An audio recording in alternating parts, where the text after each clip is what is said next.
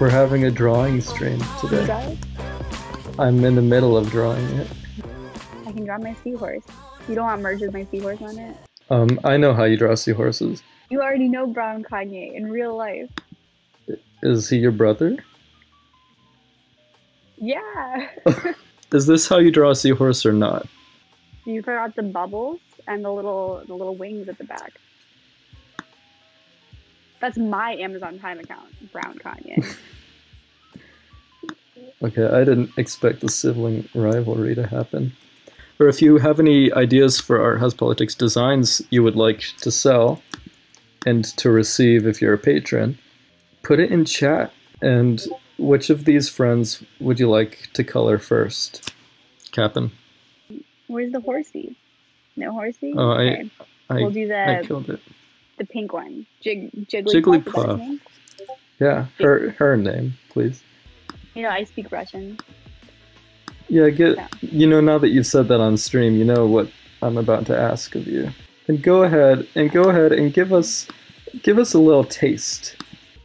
Kanye, is your name low-key racist? No. You used to freestyle rap since when? And you know Kanye, Drop a sound. Brown Kanye, now that you've said that, you know what we're gonna ask next, and that's for your SoundCloud link.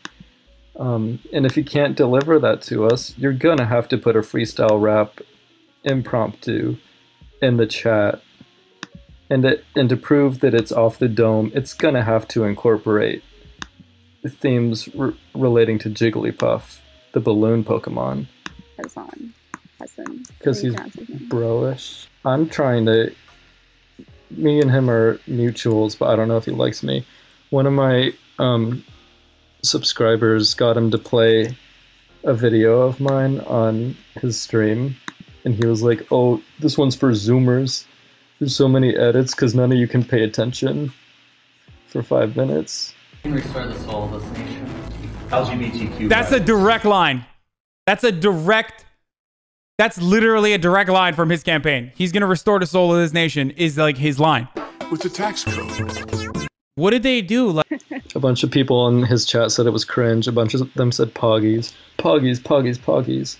As Brown Kanye knows, that is like Twitch culture. Just saying poggies. I can't explain it. We love a poggers. What is a pog? Okay, it has a much different significance, I think, in the Twitch culture. I think it's like a kind of entrainment style chant that people put in order to like commune with each other to reach some kind of goal that's beyond my understanding. We could play Bloons Tower Defense. So good at Bloons Tower Defense. No, you've never even heard of it. Have you heard of it? What are you talking about? Yes, I have. This is like the Tinder profile picture versus how they show up in real life. This is drunk vision and sober vision. Is this joke working for anyone? It frustrates me that now the concept of that and how third world referring to nations being exploited by imperialism and robbed and enslaved by first world countries like the United States, how that concept has been so divorced from what we consider, what we imagine third world as, that people are saying, no, third world is discriminatory because it's like you're calling them poor, you're calling them bad. We should call them developing nations because the problem with their country isn't that they've been robbed and exploited. It's that they just haven't developed the proper capitalist infrastructure yet. Well, I don't know that developing is the best term. I know I've heard your critique of it before, but I do think it's at least a step up from first, second, and third world. I don't think those are good. Not only because... Well, I like it because it stems from Marxist theory and points out a system of exploitation by the first world nations. I think that it could be something like that, but the actual history of it emerges from like an America-centric lens, understanding like the bipolar distribution of power in the world. And along that lens, it's like ranking them, like first world is the best, second world is the second best because they're with the dirty commies. Third world are so ass backwards they couldn't even pick which side.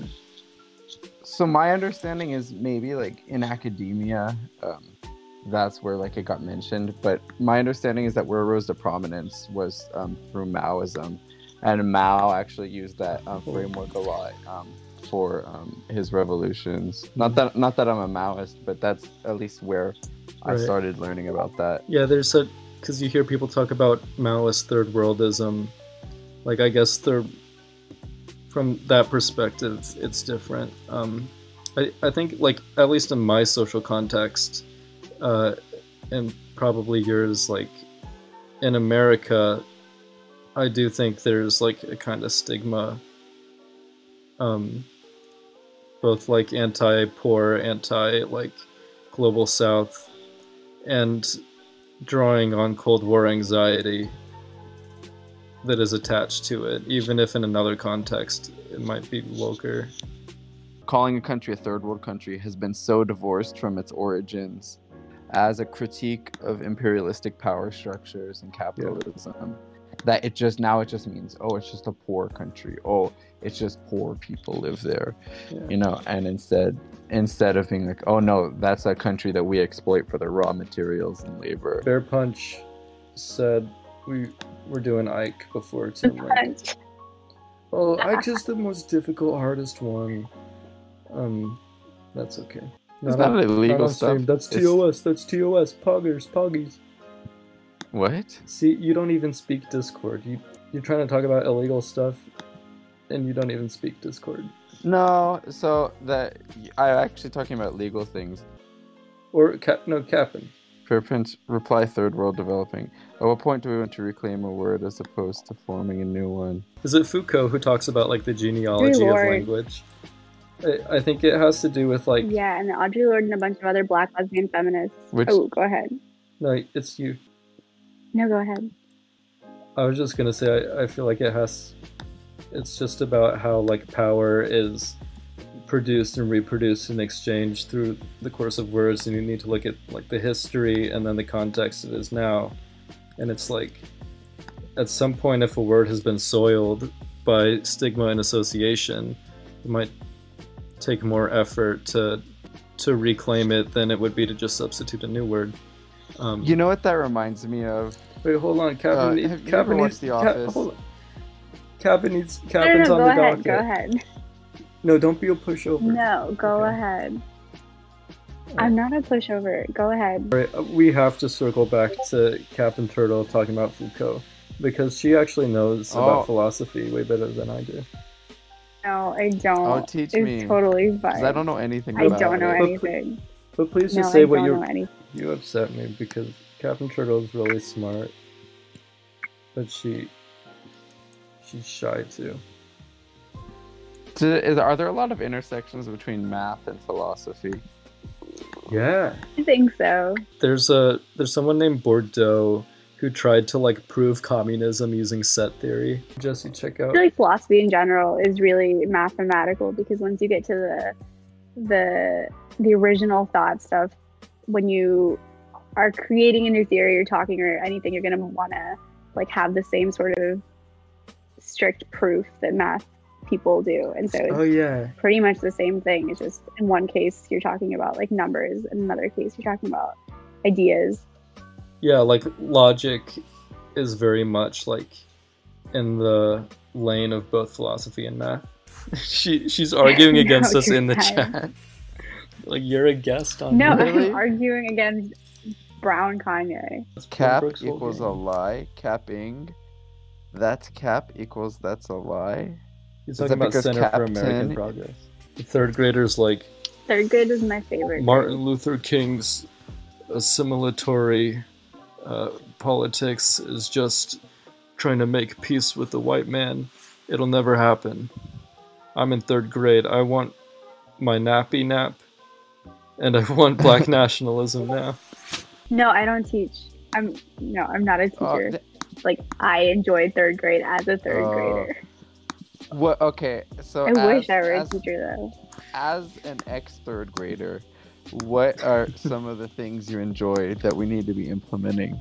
Since you have direct experience with the grade. No, your third grade class sounds way better than my third grade class. Stop Oh, what stepping was over her wrong with lived that? experience as a third grader. I'm an intersectional feminist because I understand the third grade perspective. Third grade was the worst for me. My third grade teacher was awful. Why? That was when my beluga story happened. The whole class was making pictures for a beluga story that we were going to put up in some building, and I drew my beluga blue, and my teacher berated me because belugas are white, and she said, "You ruined this whole project." Really? Oh my Yeah. gosh. Yeah, mold is really nice. You know, people don't appreciate mold enough.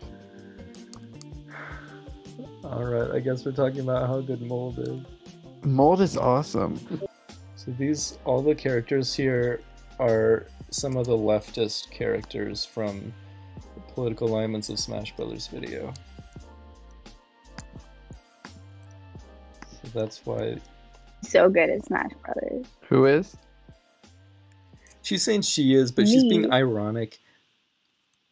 Why? Who do No, you- I'm actually good. Who do you mean? She's gonna say Kirby. Are you gonna be mean to me? No. No, it's Cloud. Who's Cloud? Oh, I said I wasn't gonna be mean, but I'm sorry, I didn't expect you to pick an anime.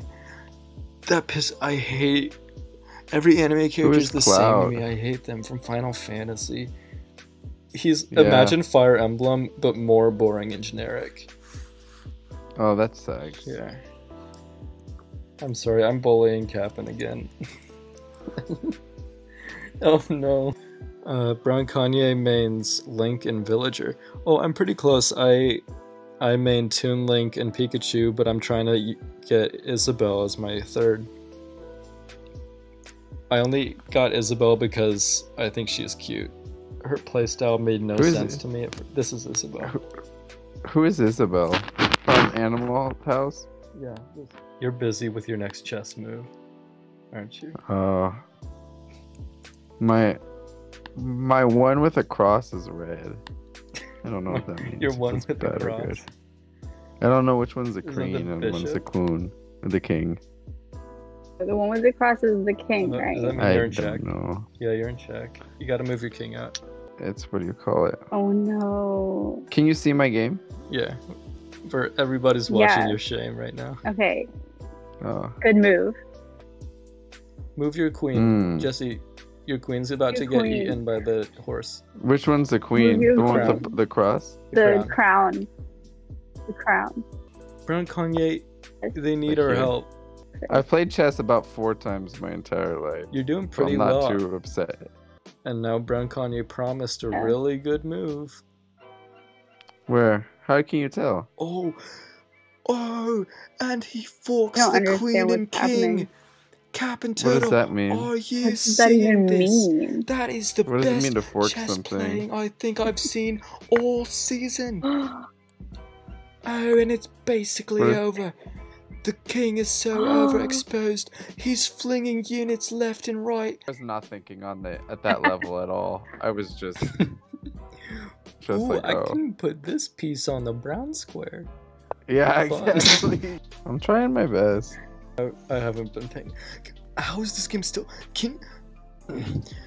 Brown Kanye, can you just destroy It's over. this crown? It's checkmate. Oh, okay. It's over. Play me. Oh, Or this is my big classic. mistake. Wait, that was dumb. Why did I do that? type. that was just a bait. Mosquito from Yugoslavia. It's just nonsense. That was just a bait move. Just like I thought you would do. Which one are you? Are you I'm black. are you black or white? What is happening? Oh, bringing the queen out that early? Looks like you're desperate. How do you know the names of them? Like the Brown horse? Kanye's already called good game. So is Captain Turtle. Angry game. No, I said bad game. What? Is it over? I think that Dang. was the mathematically quickest way a checkmate can go. Dang. Ben, I did like 50 times better than you. Yeah, Jesse did way better. I'm Well, really feeling it. Oh my god, I've had like a bittersweet last 3 days, including some high highs and low lows. It wouldn't quite be art house politics associated unless the quality was bad. Hey Bear Punch! In the past few days, I want to attend the... This is story time. I'm even gonna put it... Story time. Okay, so I went to the Detroit launch for Means TV. The subscription, or the streaming service, is finally up, and you all can subscribe and get all the content for $10 a month. It was an incredible experience overall, and I got to meet a lot of great people who I want to talk about. But that was the good part of the trip. The bad part is I was driving up to Detroit, and my parents are always worrying about the worst case in classic parent fashion. They're like, oh, take a winter coat in case something terrible happens, you're stuck on the side of the road. I'm like, oh my god, I'm a self-sufficient, I'm an adult. But it went as terribly as possible. This car breaks down 10 minutes out of Detroit. I called AAA, my mom has AAA, I'm like, you gotta help me out here, and they say, oh, well, if your mom's not there in person, we can't help you. So I have to add myself to the AAA just to get this towing. So my car goes to the shop. I'm late. I was trying to be hanging out with Means TV at this point. But it doesn't happen. I'm sitting by the side of the road. They're stalling me. They're taking forever. Finally, I get there just in time for the launch. I meet Nick Hayes and Naomi Burton, the founders of Means TV. Take some pictures on the red carpet, which I'm really camera shy, but made me feel like a celebrity. I couldn't believe it. And they put on the show. The main event was a documentary called Gaza Fights For... Wait, I can't talk about this yet. Over the course of the next few days, my car, the news just keeps getting worse and worse. They're saying, oh, we took this part out, but we found this. This is what we think the problem is. Oh, now there's this delay. So I'm staying past where I thought I was going to. Means TV paid for me to stay at the hotel, but I have to stay one more night. And Nick and Naomi let me stay at their house. This car news keeps getting worse. Finally, I'm able to get home. I'm like, I'll get home really late. But then on my way back to my home from Detroit tonight, the car breaks down again for the exact same reason. Auto repair shop got it all wrong, charged a ton of money. I mean, the money could have been worse, but the same thing that happened on my way up, and I'm just going over a bridge, and I'm like, okay, the oil pressure gauge is... I've been forgetting to draw. I'm getting worked up. Oil pressure gauge is back where it was. I need to pull over. And the car wouldn't start. I'm so exhausted, and I'm stuck again. And this guy pulls up. First, some guy pulls up to help. People always seem to do that. People are pretty nice on the road, at least in the US. Somebody else pulls up and they're like, hey, I'm AAA. So call AAA, get like your claim in, sit in my car to warm up. So I called AAA and the guy's like, okay, I snatched up the dispatch. I'm gonna take you. Hold on, I gotta get Jesse back. Car breaks down again for the same thing. I'm in a hotel right now. What was the thing? Old carburetor? He is the kindest man I've ever seen, and really a testament to how sacrificial the working class can be. He was like quintessentially Midwestern working class guy driving AAA. He picks me up, he's like, I booked the cheapest hotel I could that was near. He was like, alright, I'm gonna take you to the hotel, no charge. and he's like, if I were running this company, I wouldn't be charging you at all for this. He's like, I don't like seeing cars stopped on the side of the road. I'm like, do you need help getting my car up? Like all this. He's like, you just stay in and be warm. It turns out they're trying to charge me more than they should, so he's calling them and is like, why are you charging this guy more than you should?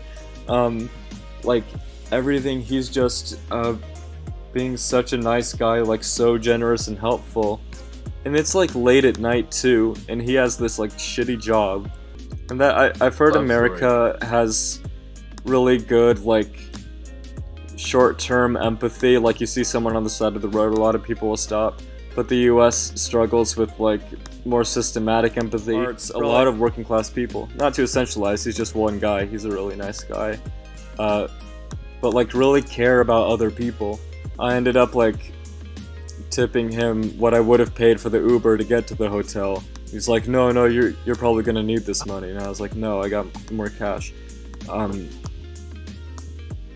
It was really inspirational and really fitting for like the end of a week talking about like building entertainment for the working class. It was like, he kept shit talking to his own company. He's like, Hey, I mean, so when you're saying you're creating entertainment for the working class, yeah.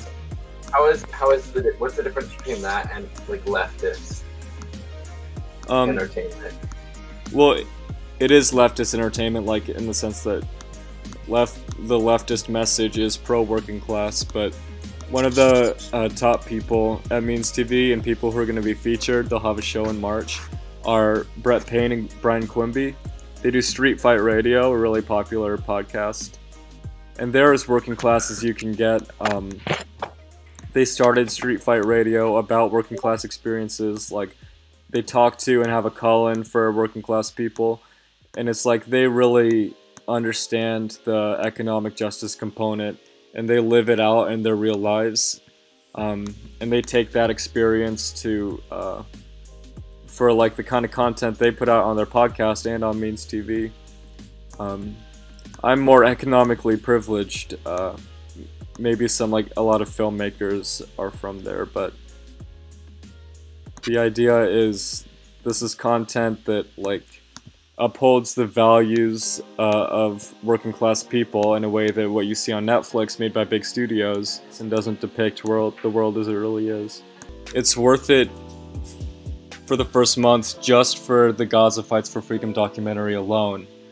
And if you've been a patron of me up till this point, even at $1, I'm gonna send you some free merch, such as what I'm designing right now. Oh, really? Yeah, you didn't know that? Wow. Buzz has been great. Like, the entire launch was incredible. The Detroit and New York shows were packed. I went to the Detroit one, which is where Nick Hayes and Naomi Burton, the founders, are based out of. They exceeded their goal for subscriptions before the event even happened. Everybody on Twitter is talking about how much content there is and how great the content they've been watching is. And the best content is yet to come. They're about to buy a bunch of new films. They have a bunch coming in the pipeline. I know I sound like such a PR guy right now, but I met Nick and Naomi for the first time. I met Abby Martin and Mike Preisner. I wanted to say something from my heart about the ongoing political crisis in Ukraine and Russia's military occupation of Crimea. Just because I work here for RT doesn't mean I don't have editorial independence. And I will not sit here and apologize or defend military aggression. She is such a badass. I told her, I'm so glad you're on my side because if you weren't, I would be scared of you. I feel like she could break my spine, like, through the computer screen. But they both reached out to me beforehand. Mike Preisner is really awesome. You need to check out a video of him. To all those serving in the Army and the Marines and the Air Force and the Navy, you have the absolute right to refuse to take part in these criminal wars, and that's a right that all of you should exercise. You have no reason to go put your life on the line and kill and die for profit. Our enemies are not in the poorest countries on the planet, but right here in the richest one. I just can't believe that these shit posts are being posted alongside the work that they do is really serious journalists. Or the feature documentary we watched at the launch was a documentary they just made called Gaza Fights for Freedom. I tweeted about it. I don't want to talk too much about it, but that documentary is like essential viewing. It's hard to get through. I was like a captive audience. I would watch it in multiple sittings. Otherwise, those two went to Palestine. They got like attacked by gas. You're gonna see in the documentary all the people that the IDF targets when Palestinians come up for peaceful protest. If you're wearing a press badge or like a press vest, which is a big glaring like killing me is a war crime kind of sign, the IDF will target you. And it also is really informative and gives you the case for all the many ways that what's happening in Palestine constitutes war crimes in a really undeniable sense. And the injustice that like Israel and the US controlling international government means they're just above the law, and the human cost of it. Just well said. What you told me off stream about this documentary really makes me want to watch it.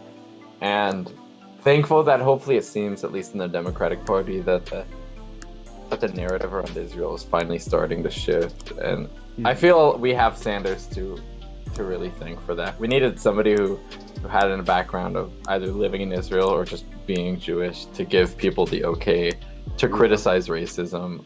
Get prepared for the Bernie Sanders is a fake self-hating Jew takes. Bear Punch says, I was already sold on Means TV before, but this documentary sounds fantastic. That kind of comment is like crack to me. Thank you. One benefit of my car breaking down is I got to hang out for a couple days in Detroit. I hung out with Abby Martin and Mike Preisner, Naomi Burton, and Nick Hayes. After I couldn't stay at the hotel anymore, they had me stay at their house and I met their cats. It's not just like incredible what those two have been able to make, starting with nothing, getting big with their AOC thing.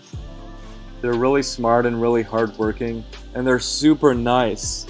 They've been so good to me, but they were so hospitable, like helping me when I was stranded there. Talking my ass off.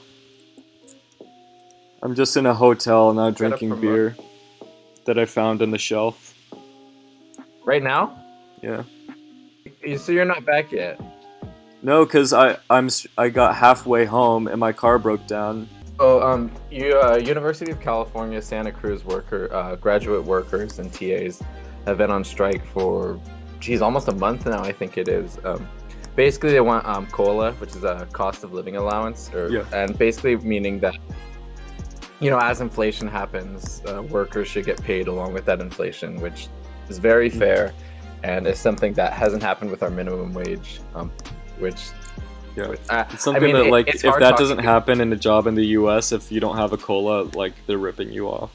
Or you have, like, a job where it's not expected in the industry, which is BS, because it means that, like, they're paying you less and less as time goes on, functionally. Right, and so they've been asking for COLA, and I think UC Santa Cruz offered, like, really, like, less than 0.5% increase, like, something that graduate students do basically is a starvation wage for them, since housing is so expensive out there, and they most of their time is taken up by being graduate student instructors. They have spent more on riot police than the cost of the COLA would have been. Oh my god. That shows you that it's really not about pragmatism, it's about power and control. Exactly. Like, and because that can seem like a kind of like facile lefty thing to say, and like the world is a little more nuanced than that, but really it's like there's a social function to beating people down when they ask for something. But yeah, and the UC system has a really pretty bad record with police brutality. I think one of the most famous examples is when at UC Davis, when the students were just sitting down on one of the paths. The pepper spray. They just that mace right in their faces. So UCSC just informed all the graduate student instructors that they've been fired from their work, and has threatened them with deportation saying that you strike because this could threaten your employment, which will threaten your immigration status. A lot of these institutions, I feel like on the right, get seen as these really, leftist, communist, institutions, when really a lot of times they're pretty right-wing. Are you talking about university administrations? All of them are evil. How did corporations get infiltrated into university system? Well, even public ones are kind of like money-making enterprises. I don't know, that's probably like a really big topic I'm not equipped to talk about. I have friends in their PhD program who are fighting kind of a similar fight to unionize. And then at my sister's university, she's also getting her PhD. I don't know if she was participating, she at least was posting about it. I think graduate organizing is becoming like a happening thing throughout the country. I mean, it's ridiculous that graduate students wouldn't have a union. Bear Punch says, isn't this the sort of business ontology endemic to neoliberalism and capitalist realism? So then you need more profits, which means pay labor less. Yeah, even if you're not even if you're a publicly owned and funded university, like the expansion of the market logic and market model and efficiency, all the foundational premises that go to justify capitalism and private institutions become the way you organize everything in life, even education. Academics don't get paid at all. In fact, they have to pay for their own work to be published in a lot of the journals that are critical to them getting tenure. The only person paying you is the university system. That means they're subsidizing these journals that just make millions in profits off of unpaid labor. And it's such a corrupt power system. Yeah. My friend just published, he's studying plant biology. He just published and his lab had to pay for half of it. Why are you paying to get published to make another corporate or another industry money? Yeah. I don't know. Would us being in the minority be better for Means TV, or would having things like Medicare for all be mainstreamed, be the right option? Yeah, there's probably some dialectic where Means TV could benefit, and you can be an accelerationist about it, but usually with these things I do think that the transition is actually better. I think the more popular social democracy and the kind of more socialist vocabulary is, and for people who are oh, I'm an anarchist or an ML, and Bernie's a sellout, he's a lib, there are huge benefits, like a less militarized police, less surveillance, less job lock, where people can actually organize because they can move jobs because their health insurance isn't tied to employment. All these little things make more favorable conditions for us to be able to do more radical politics. So I do think the emergent left is good for a more radical left in most ways. Sanders being the organizer-in-chief, being able to expand union leadership and democratize the DNC by getting rid of superdelegates, putting in more populist leaders. Obviously, one of the biggest issues we have in the US with the labor movement is how things like striking or protesting are so dangerous because of extreme criminalization of protest movements and just people being paycheck to paycheck or risking not being able to get their insulin shots or any really essential medical procedures done if they lose their job. If people have the rights to get more leisure time somehow, if people can afford therapy, there's no telling how much this is not a pro-incrementalism or set your sights short argument. This is a thing of with dual power, having an ally doing the best he can in the electoral process is still beneficial for a political praxis that looks beyond electoralism. And there's still going to be tensions there, but we're all on the same team as the left. We all want the same things. And we can fight it out when capitalism is over. That's how I'm feeling. Yeah. You're really trying to rehash the Spanish Civil War right now. What? I You know that don't history more remember. than me, probably. No, just talking about when. Is when that the like fascist anarchist forces, versus Mussolini's- fascist? No, it was anarchist versus communist, and how while like the fascists were taking over, the anarchists and communists started fighting each other, which just wiped them out and allowed the fascists to take over super easily. Yeah, I'm getting sick of leftist infighting over stuff that doesn't matter, or for contradictions that are benign. And by that I mean like there are contradictions between like authoritarian and libertarian and other like views of what socialism is, but those contradictions don't happen right now. We need to be on the same side against the enemy who exists now. After that is done away with and we're in the synthesis of that conflict. This is how corporate Democrats feel. What is? That these issues are benign and we need to unite. Yeah, it really is like all that like bullshit like Pete Buttigieg style unity kind of talk that we're so sick of. It's all true. It's just we need to unite as leftists against those very people. Unite the left. That's the message I have right here. Left unity.